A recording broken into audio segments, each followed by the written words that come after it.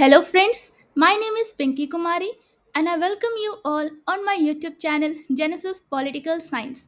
आज हम बात करेंगे चैप्टर 3 के बारे में, जिसका टाइटल है कंटेम्प्रेरी साउथ एशिया, और ये इस चैप्टर का पार्ट 1 है। और हम फॉलो कर रहे हैं NCERT text book, that is contemporary world politics. चलिए इस चैप्टर को एक सिंपल और इजी तरीके से समझने की कोशिश करते हैं। इस वीडियो में हम बात करेंगे टॉपिक्स जैसे कि first overview, second what is south Asia, third the military and democracy in Pakistan. आप अपने स्क्रीन पे अपने एनसीईआरटी टेक्स्ट बुक का पेज नंबर 29 का स्क्रीनशॉट देख रहे हैं। आपसे मेरा ये रिक्वेस्ट है कि इस वीडियो को जब भी देखें आप अपने एनसीईआरटी टेक्स्ट बुक के साथ बैठें। चलिए इस पेज पे क्या कंटेंट लिखा है उसे एक सिंपल और इजी तरीके से समझने की कोशिश करते हैं। सबसे पहले हम बात करेंगे ओवरव्यू के बारे में। ओवरव्यू अर्थात इसे हिंदी में कहते हैं अवलोकन। Let us look at what happened in South Asia after the Cold War. चलिए देखते हैं कि शीत युद्ध के बाद दक्षिण एशिया में क्या हुआ। साउथ एशिया को हिंदी में कहते हैं दक्षिण Asia. When India and Pakistan got nuclear weapons, the world started paying more attention to this region. मतलब जब भारत और पाकिस्तान के पास न्यूक्लियर वेपन मतलब कि परमाणु हथियार आ गए तो दुनिया ने इस क्षेत्र पर अधिक ध्यान देना शुरू कर दिया। There are many types of conflicts here. Number 1, border issues and water sharing problems between countries. मतलब यहाँ संघर्षों के कई प्रकार हैं, जिसमें सबसे पहले आता है border issues and water sharing problems between countries, देशों के बीच सीमा संबंधी मुद्दे और जल साझाकरण की समस्याएं। Number second, insurgency and internal violence मतलब विद्रोह और आंतरिक हिंसा।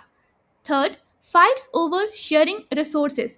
रिसोर्सेज को हिंदी में कहते हैं संसाधन, मतलब संसाधनों के साझा उपयोग को लेकर संघर्ष। All these make the region very unstable and full of tensions. इन सब के कारण यह क्षेत्र बहुत अस्थिर और तनाव से भरा हुआ है। But many people believe that South Asia can progress and grow if all countries cooperate with each other. मतलब लेकिन कई लोग मानते हैं कि यदि सभी देश एक दूसरे के साथ सहयोग करें तो दक्षिण एशिया आगे बढ़ सकता है और विकसित हो सकता है। In this chapter we will study मतलब इस अध्याय में हम अध्ययन करेंगे जैसे number 1, the reasons for conflicts among South Asian countries. दक्षिण एशियाई देशों के बीच संघर्षों के कारण। Number second, how these countries work together sometimes. कभी कभार ये देश किस प्रकार मिलकर काम करते हैं। Number third, how domestic politics of big countries in the region affect these issues. इस क्षेत्र के बड़े देशों की घरेलू राजनीति दैट इज डोमेस्टिक पॉलिटिक्स इन मुद्दों को कैसे प्रभावित करती है। Text below the image. आपके पेज पे एक इमेज बना है, उसके नीचे क्या टेक्स्ट लिखा है उसे आप समझते हैं। टेक्स्ट बिलो द इमेज मतलब इस चित्र के नीचे लिखा गया पाठ, उसके बारे में अब बात करते हैं। This picture is Subhash Rai version of a famous painting called Liberty Leading the People. तो हम कह सकते हैं यह चित्र सुभाष राय का एक चित्र है जिसका नाम है लिबर्टी लीडिंग द पीपल का संस्करण है। Originally made by Eugene Delacroix in 1830। Originally मतलब कि जिसे मूलतः यूजीन डेलाक्रॉइक्स ने 1830 में बनाया था। The image is shared by Himal South Asian magazine in the January 2007 and the South Asia Trust Nepal. मतलब ये जो इमेज है मतलब हम कह सकते हैं ये छवि हिमाल साउथ एशियन मैगजीन जो कि जनवरी 2007 में और south Asian trust that is Nepal द्वारा साझा किया गया है। अब आप अपने स्क्रीन पे देख रहे हैं पेज नंबर 30। चलिए इस पेज पे क्या कंटेंट लिखा है उसे एक सिंपल और इजी तरीके से समझने की कोशिश करते हैं। What is south Asia? दक्षिण एशिया क्या है? We often see the excitement and tension in an India-Pakistan cricket match. हम अक्सर भारत पाकिस्तान क्रिकेट मैच में उत्साह और तनाव देखते हैं। At the same time, we also see friendship and kindness between people from both countries during these events. उसी समय हम उन घटनाओं के दौरान दोनों देशों के लोगों के बीच दोस्ती और दयालुता भी देखते हैं। This shows what South Asia is like. यह दिखाता है कि दक्षिण एशिया कैसा है। A place where friendship and rivalry, hope and fear, trust and doubt all exist together. हम कह सकते हैं एक ऐसी जगह जहाँ दोस्ती और प्रतिद्वंदिता, आशा और भय, विश्वास और संदेह ये सब साथ साथ मौजूद हैं। Which countries are in South Asia? अब हम बात करेंगे दक्षिण एशिया में कौन से देश हैं। South Asia usually includes Bangladesh, Bhutan, India, the Maldives, Nepal, Pakistan and Sri Lanka. दक्षिण एशिया में आमतौर पर बांग्लादेश, भूटान, भारत, मालदीव, नेपाल, पाकिस्तान और श्रीलंका शामिल होते हैं। The Himalayas are in the north, and the Indian Ocean, Arabian Sea, and the Bay of Bengal are in the south and the west. हम कह सकते हैं कि हिमालय उत्तर में है और भारतीय महासागर, अरब सागर और बंगाल की खाड़ी दक्षिण और पश्चिम में है। These natural features make the region separate and special. ये प्राकृतिक विशेषताएं इस क्षेत्र को अलग और विशेष बनाती हैं। It has its own languages, social customs and culture. इसकी अपनी भाषाएं, सामाजिक रीति रिवाज और संस्कृति है। The east and the west borders are not very clear. पूर्व और पश्चिम की सीमाएं बहुत स्पष्ट नहीं हैं। Afghanistan and Myanmar are sometime included in discussions but China is not considered part of South Asia. Afghanistan और म्यांमार कभी कभी चर्चाओं में शामिल होते हैं, लेकिन चीन को दक्षिण एशिया का हिस्सा नहीं माना जाता है। In this chapter, South Asia means the 7 countries listed above. इस अध्याय में दक्षिण एशिया 7 ऊपर सूचीबद्ध देशों से मिलता है। South Asia is very diverse but together it forms one political region. हम कह सकते हैं कि दक्षिण एशिया बहुत विविध है, मतलब डाइवर्स है, लेकिन साथ में एक राजनीतिक क्षेत्र बनाता है। अब हम बात करेंगे political system in South Asia के बारे में, मतलब कि राजनीतिक प्रणालियों की बात करते हैं दक्षिण एशिया में। Countries in South Asia do not all have the same political system. दक्षिण एशिया में राजनीतिक प्रणालियाँ एक सी नहीं हैं। India and Sri Lanka have had democratic governments since independence from the British, even with problems. तो हम कह सकते हैं कि भारत और श्रीलंका की स्वतंत्रता के बाद से ही, हालांकि कि हम कह सकते हैं कि भारत और श्रीलंका की स्वतंत्रता के बाद से ही लोकतांत्रिक सरकारें रही हैं, हालांकि समस्याओं के साथ। India's democracy has limits, but it has worked since independence. Sri Lanka too. हम कह सकते हैं कि भारत का लोकतंत्र सीमित जरूर है, लेकिन स्वतंत्रता से अब तक उसने काम किया है, श्रीलंका में भी। अब हम बात करेंगे पाकिस्तान एंड बांग्लादेश के बारे में। Both have had civilian that is people led and military rule.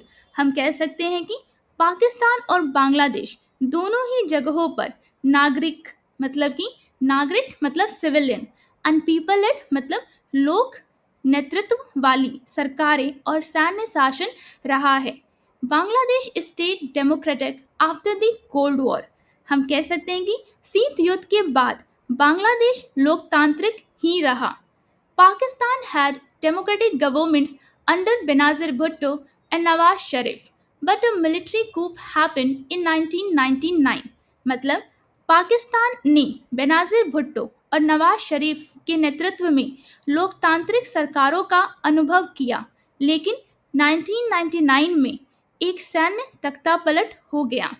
Since 2008, Pakistan is run by a civilian government। 2008 से पाकिस्तान को एक नागरिक सरकार द्वारा चलाया जा रहा है। नेपाल के बारे में बात करते हैं अब। नेपाल वॉज अ मोनार्की मतलब किंग रूल्ड अंटिल 2006। नेपाल एक राजशाही था। राजा 2006 तक शासन करते रहे। There was a danger that the king would take too much power। यह खतरा था कि राजा बहुत अधिक सत्ता ले लेंगी। In 2008, the monarchy ended and Nepal became a democratic republic।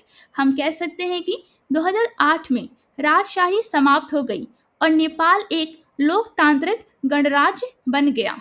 Lesson from all this, तो हम इससे क्या सीख ले सकते हैं? From Bangladesh and Nepal experience, democracy is becoming common in South Asia. हम कह सकते हैं कि बांग्लादेश और नेपाल के अनुभव से लोकतंत्र दक्षिण एशिया में आम होता जा रहा है। आप अपने स्क्रीन पे देख रहे हैं पेज नंबर 31। चलिए इस पेज पे क्या कंटेंट लिखा है उसे एक सिंपल और इजी तरीके से समझने की कोशिश करते हैं। Similar changes in Bhutan and Maldives, मतलब भूटान और मालदीव में समान परिवर्तन। Bhutan became a constitutional monarchy in 2008, मतलब किंग प्लस डेमोक्रेसी। तो हम कह सकते हैं कि भूटान 2008 में एक संवैधानिक राजशाही बन गया। राजा और लोकतंत्र दोनों का संयोजन देखा जा सकता है इसमें। किंग को हिंदी में कहते हैं राजा और डेमोक्रेसी को कहते हैं लोकतंत्र। It became a multi party democracy, यह एक बहुपार्टी लोकतंत्र बन गया। Maldives was a sultanate until 1968, then became a republic with a president। मतलब मालदीव 1968 तक एक सल्तनत था, फिर एक गणराज्य बन गया जिसमें एक राष्ट्रपति होता है। In 2005, Maldives parliament allowed a multi-party system। 2005 में मालदीव की संसद ने बहुपार्टी प्रणाली की अनुमति दी। The Maldivian Democratic Party, that is MDP, is the main political party। It won the 2018 election। हम कह सकते हैं कि जो ये मालदीवियन डेमोक्रेटिक पार्टी है, ये क्या है? यह एक प्रमुख राजनीतिक पार्टी है। इसने 2018 के चुनाव जीते। पीपल वॉन्ट डेमोक्रेसी, मतलब लोग लोकतंत्र चाहते हैं। Even though democracy has mixed results, people in all these countries want democracy। हालांकि लोकतंत्र के परिणाम मिश्रित रहे हैं, इन सभी देशों में लोग लोकतंत्र चाहते हैं। A big survey in 5 South Asian countries shows strong support for democracy। मतलब दक्षिण एशिया के 5 देशों में किए गए एक बड़े सर्वेक्षण से लोकतंत्र के प्रति मजबूत समर्थन सामने आया है। People from all classes and religions think democracy is good and suitable for their country। सभी वर्गों और धर्मों के लोग मानते हैं कि लोकतंत्र उनके देश के लिए अच्छा और उपयुक्त है। Earlier people thought democracy works only in rich countries, but now even poor countries want it। पहले लोग सोचते थे कि लोकतंत्र केवल धनी देशों में काम करता है, लेकिन अब गरीब देश भी इसे चाहते हैं। अब हम बात करेंगे उस पेज पे दिए गए कुछ ग्राफ्स के बारे में। इम्पॉर्टेंट ग्राफ्स मतलब कि हम बात करें कुछ महत्वपूर्ण ग्राफ के बारे में। सबसे पहले हम ग्राफ 1 को देखते हैं। Democracy is preferred everywhere except Pakistan where many people sometimes prefer dictatorship. मतलब लोकतंत्र को हर जगह प्राथमिकता दी जाती है सिवाय पाकिस्तान के, जहां कई लोग कभी कभी तानाशाही को अधिक पसंद करते हैं। अब हम ग्राफ 2 के बारे में बात करते हैं। Most people in South Asia think democracy is very suitable for their country. दक्षिण एशिया में अधिकांश लोगों का मानना है कि लोकतंत्र उनके देश के लिए बहुत उपयुक्त है। अब हम बात करेंगे उस पेज पे दिए गए टेबल के बारे में। पहले हम बात करेंगे first, life expectancy in South Asia is lower than the world average. हम कह सकते हैं कि दक्षिण एशिया में जीवन प्रत्याशा दुनिया के औसत से कम है। Number second, school enrolment is around 71% less than world average. School में नामांकन लगभग 71% है, जो विश्व औसत से कम है। नंबर थ्री, इनकम पर person is much lower than the world average. प्रति व्यक्ति आय बहुत कम है, जो विश्व औसत से दूर है। Fourth, infant mortality is higher in South Asia than in developed countries. दक्षिण एशिया में इन्फेंट मोर्टेलिटी मतलब शिशु मृत्यु दर विकसित देशों की तुलना में अधिक है। Number fifth, Sri Lanka is doing best among South Asian countries in health and education। स्वास्थ्य और शिक्षा में श्रीलंका दक्षिण एशियाई देशों में सर्वश्रेष्ठ प्रदर्शन कर रहा है। अब आप अपने स्क्रीन पे देख रहे हैं पेज नंबर 32। चलिए इस पेज पे क्या कंटेंट लिखा है उसे एक सिंपल और इजी तरीके से समझने की कोशिश करते हैं। हम बात करेंगे अब south Asian experience of democracy मतलब कि दक्षिण एशिया और लोकतंत्र का अनुभव।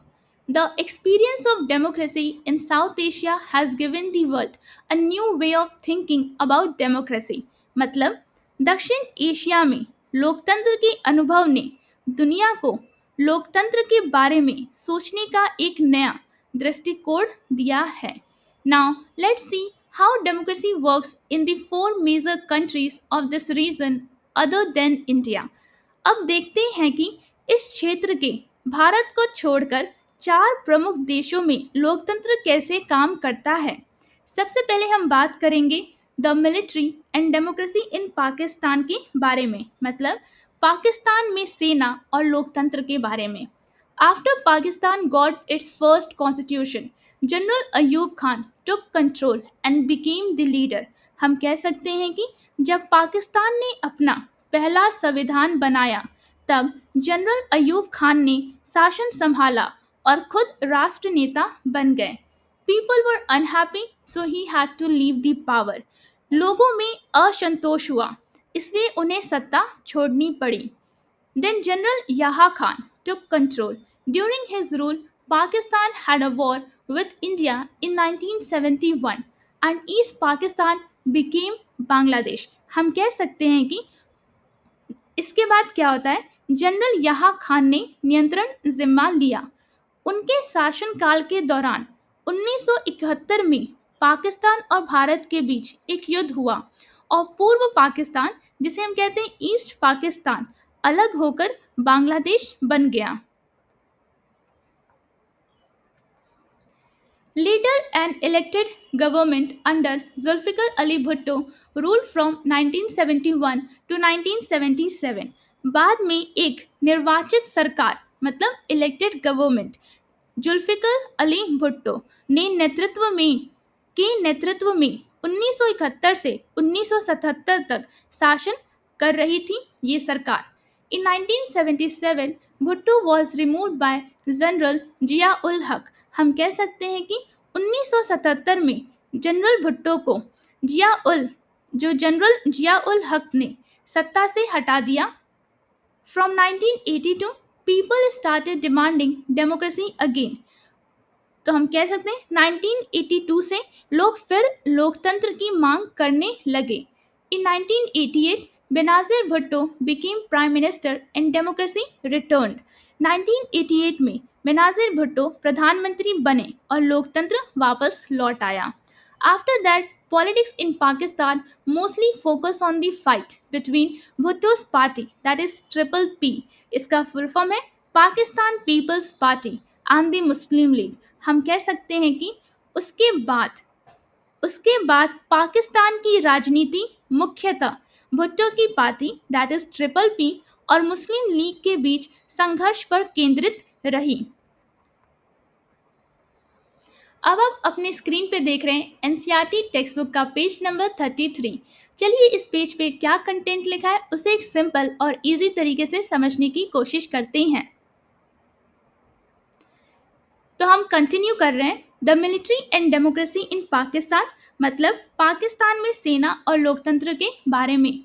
Democracy in Pakistan lasted until 1999, then the army took control again and general Pervez Musharraf removed prime minister Nawaz Sharif. बाद में पाकिस्तान में लोकतंत्र 1999 तक चला, फिर सेना ने पुनः नियंत्रण संभाला और जनरल परवेज मुशर्रफ ने प्रधानमंत्री नवाज शरीफ को सत्ता से हटा दिया. 2000 in 2001 मुशर्रफ became president. 2001 में मुशर्रफ राष्ट्रपति बन गए. Pakistan was still controlled by army, but sometimes they had elections to look democratic. हम कह सकते हैं कि आगे पढ़ते हैं. Since 2008 elected leaders have ruled Pakistan. तो इसका मतलब हुआ कि यहाँ पे हम कह सकते हैं कि 2001 के बाद की हम बात कर रहे हैं कि लेकिन पाकिस्तान कभी भी सेना द्वारा नियंत्रित, हम कह सकते हैं कि पाकिस्तान अभी भी सेना द्वारा नियंत्रित था, लेकिन कभी कभी वह लोकतांत्रिक दिखने के लिए चुनाव कराता था. 2008 से निर्वाचित नेताओं ने पाकिस्तान पर शासन किया. अब हम बात करेंगे why Pakistan struggle with democracy. इसे समझने की कोशिश करते हैं. लोकतंत्र में पाकिस्तान क्यों संघर्ष करता रहा? The army, religious leaders and the big landowners had too much power. सेना, धार्मिक नेता और बड़े जमींदारों की बहुत अधिक शक्ति थी. These groups often removed elected governments and set up military rule. ये जो समूह था अक्सर निर्वाचित सरकारों को हटा देते थे और सैन्य शासन स्थापित कर देते थे.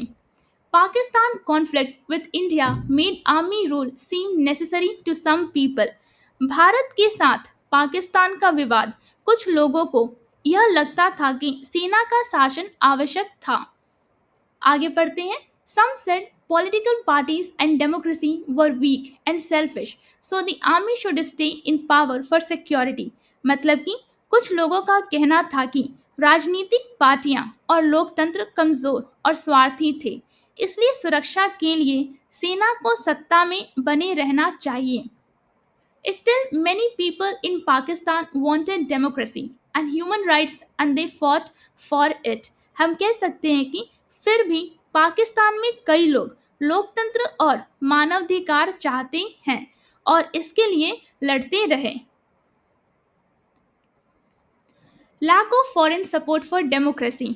लोकतंत्र के लिए विदेशों से समर्थन की कमी. Other countries like the USA and Western nations often supported military rule in Pakistan because, तो हम कह सकते हैं दूसरे देश जैसे अमेरिका और पश्चिमी राष्ट्र अक्सर पाकिस्तान में सैन्य शासन का समर्थन करते थे क्योंकि फर्स्ट दे फियर टेररिज्म, उन्हें आतंकवाद का भय था. Number second, they wanted Pakistan nuclear weapons to stay safe. वे पाकिस्तान के परमाणु हथियार को सुरक्षित रखना चाहते थे. Number third, they saw the military as their partner in West Asia and South Asia. वे सेना को पश्चिम एशिया और दक्षिण एशिया में अपना साझेदार मानते थे. अब हम बात करेंगे उस पेज पे जो कार्टून दिया है उसके बारे में. मैसेज ऑफ द कार्टून, मतलब कि हम कह सकते हैं इस कार्टून का क्या संदेश है. The cartoon talks about Pervez Musharraf, Pakistan ruler. हम कह सकते हैं यह कार्टून पाकिस्तान के शासक परवेज मुशर्रफ के बारे में बात करता है. He had two roles. उनके दो रोल थे, first president of the country, देश के राष्ट्रपति, और सेकंड आर्मी जनरल, मतलब सेना के general. The cartoon shows equations like, तो उस कार्टून में एक इक्वेशन बना है, उसके बारे में बात करते हैं। फर्स्ट जनरल, हम कह सकते हैं कि जो पहला है इक्वेशन वो है जनरल माइनस जनरल, जिसका जो इक्वल्स टू है वो ज़ीरो है। Second general minus president, president को हिंदी में कहते हैं राष्ट्रपति, जिसका it is equals to one. Third general plus president, जिसका मतलब इक्वल्स टू, जिसका आंसर है second. This means Musharraf is holding two position at the same time which gave him more power। तो हम कह सकते हैं इसका मतलब है कि मुशर्रफ एक ही समय में दो पदों को नियंत्रित कर रहे थे, जिससे उन्हें अधिक शक्ति मिल रही थी। द लाइन, उस कार्टून में एक लाइन लिखा है, the line I am always good at calculation is shown as a joke about how Musharraf manage to keep both post. तो हम कह सकते हैं कि इसमें जो लिखा है मैं हमेशा गणना में अच्छा हूँ, यह पंक्ति मजाक के रूप में दिखा रही है कि मुशर्रफ ने दोनों पद कैसे बनाए रखे। The cartoon is saying that this was not fair in a democracy because one person should not control both army and government. तो हम कह सकते हैं कि कार्टून कह रहा है कि यह लोकतंत्र में उचित नहीं था कि यह नहीं था कि क्योंकि एक व्यक्ति को सेना और सरकार दोनों का नियंत्रण नहीं होना चाहिए। उम्मीद करती हूँ इस वीडियो में जो कंटेंट था आपको वो एक सिंपल और इजी तरीके से समझ में आया होगा। At the end I want to say happy Independence Day to all of you. आप सभी को स्वतंत्रता दिवस की हार्दिक शुभकामनाएं। अगर वीडियो अच्छा लगा हो तो लाइक और सब्सक्राइब करना ना भूलिए, शेयर जरूर करें और अपने दोस्तों को भी इस चैनल के बारे में बताइए। कमेंट्स में अपनी राय ज़रूर दें। बेल आइकन पे क्लिक करें ताकि अगला वीडियो मिस ना हो। मिलते हैं नेक्स्ट वीडियो में, तब तक के लिए थैंक यू।